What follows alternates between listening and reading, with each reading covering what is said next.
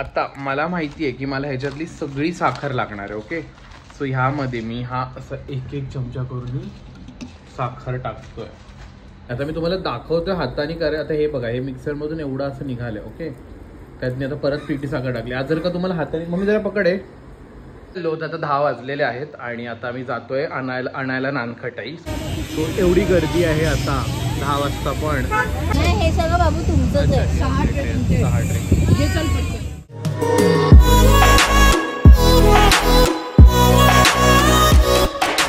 पण खूप दिवसांनी भेटतोय आणि परत एक कुकिंग ब्लॉग घेऊन येतोय. बेसिकली आज मी बनवतोय दिवाळीच्या फराळासाठी नानखटाई. सो आमचा फराळ स्टार्ट होतोय नानखटाई काहीतरी स्वीट पासून. ओके, सो मी तुम्हाला क्विक दाखवणार आहे नानखटाई कशी बनवायची, एकदम सुंदर खुसखुशीत नानखटाई कशी बनवायची.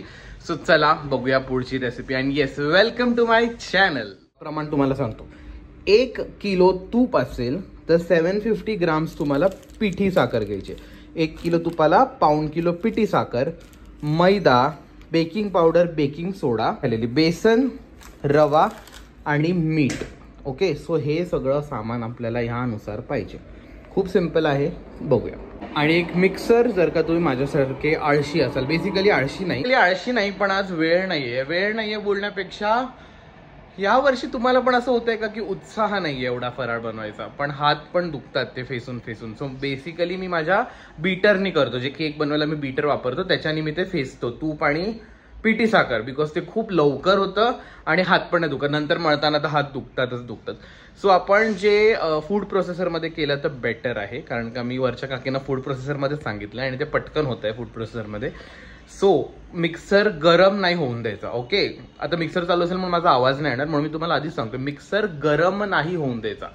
चालू करायचं, 10-15 सेकंडमध्ये बंद करायचं, पिठी साखर टाकायची, चालू करायचं, बंद करायचं. जर का मिक्सर गरम झाला तर पिठी साखर आणि तूप परत वेगळं होईल, सगळं तूप सुटेल. सो फक्त आपल्याला ते मिक्स करायचं, चांगलं एकमेकांमध्ये एकजीव करायचंय. आणि त्यानंतर मग एका परातीमध्ये काढून मग त्यामध्ये मैदा आणि बाकीच्या गोष्टी टाकायच्या. Okay, start. पडलं. सो सगळ्यात आधी म्हणजे तुमच्या माळ्यावरती चढून, हे मी काल अरेंज केलं, तुम्हाला दाखवतो. सगळे मी साफसफाई केली आहे, पण मी परत एवढी मागे टाकली आहे तर या सगळ्या गोष्टी काढायला लागतील त्या खजान्यामधून. सो आधी परत काढतो, परत इज इम्पॉर्टंट. एवढं वरती चढून परत काढायची आणि मग चालू करायचं. 1 किलो तुपामध्ये मैदा किती जाणार ओके ते नाही माहिती, पण 1 किलो तुपामध्ये ऑलमोस्ट 1.25-2 किलो तरी मैदा जातोच जातो. ओके, सो त्याप्रमाणे तुम्ही घ्या. सो हे चांगलं वालं सुट्ट तूप आहे. ओके, आता ह्याच्यातलं अर्ध मी टाकतोय मिक्सरमध्ये.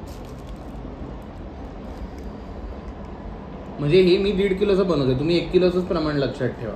टाक मम्मी अजून थोडं, हां टाक अजून, बस. सो एवढं मी तूप घेतलं अर्धा मिक्सर. ओके, बिकॉज ते उडेल वरती. लावलंय मिक्सरला आता मी. ओके, मिक्सर नाही म्हणजे हा ॲक्च्युली येस मिक्सरच आहे. जाऊ दे. सो करूया आता हे आपण चालू. ओके,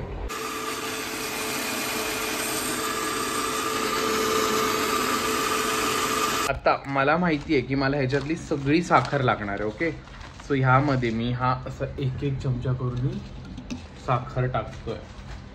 साखर टाकायची, चालू करायचं, 10 सेकंड फिरवायचं, बंद करायचं. ओके, हे काहीसं असं दिसेल. ओके, हे अजून वाईट झालं पाहिजे. सो अजून एक आपल्याला फेटूया चांगलं. हे बघा, आता मिक्सर मधून हे फेटून असं झालंय. ओके, तुम्हाला दिसतंय की नाही व्हाईटिश माहिती नाही. आता तुम्हाला हाताने फेटायला दाखवतो कसं फेटायचं. ह्याला असं फेटायचं. ओके, पूर्ण ते व्हाईट होईपर्यंत तुम्हाला हे असं फेटायचं. चांगलं फेटून घेतलं तर तुमची नानखटाई छान बनेल, किंवा मग विस्कनी पण तुम्ही फेटू शकता. चांगलं छान फेटून घ्यायचं, एकदम मस्त. Okay, done. हे केल्यावर भेटतो, मेहनतीचं काम आहे. बाय.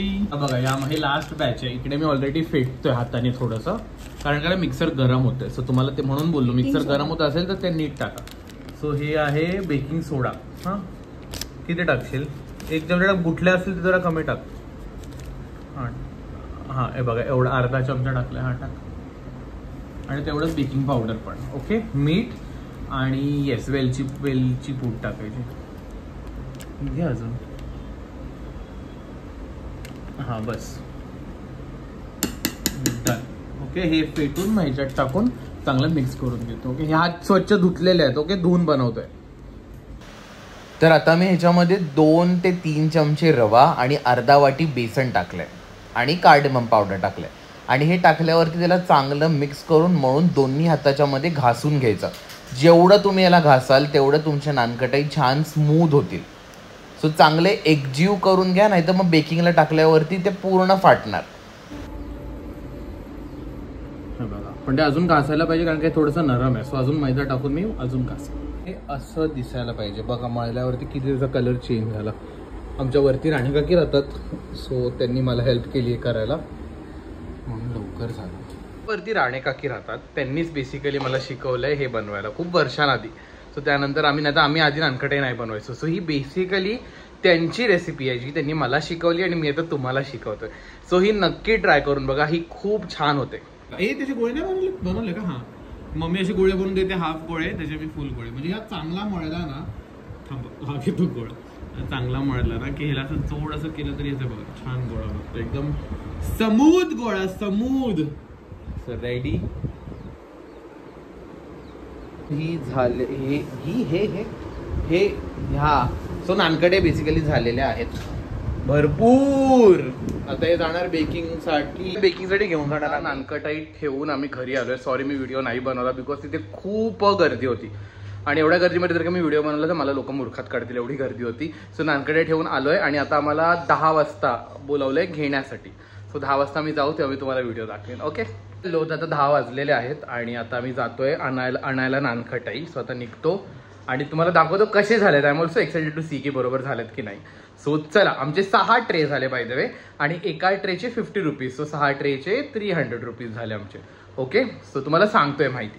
चलो, एवढी गर्दी आहे इथे. झाले का? जास्त मोठे नाही झाले ना? हे तुमचा ट्रे आहे? नाही, हे सगळं बाबू तुमचंच आहे. 6 ट्रे. हे चल पटकन. दुसऱ्या डब्यात ठेवते कारण का तो एक डबा मंटीच्या डब्यात ठेवलं. तो एवढी गर्दी आहे आता 10 वाजता पण आमचं झालेलं आहे 2 डबे. सो नानकटाई रेडी आहेत मस्त छान असे. मी चारोळी वगैरे नाही लावली. मी चारोळी लावतो आणि ती चारोळी पडते बेक झाल्यावरती. सो या टायमाला मी काहीही लावलं नाहीये, एकदम ओरिजिनल रेसिपी ठेवलेली आहे. सो हा होता व्लॉग. बाय.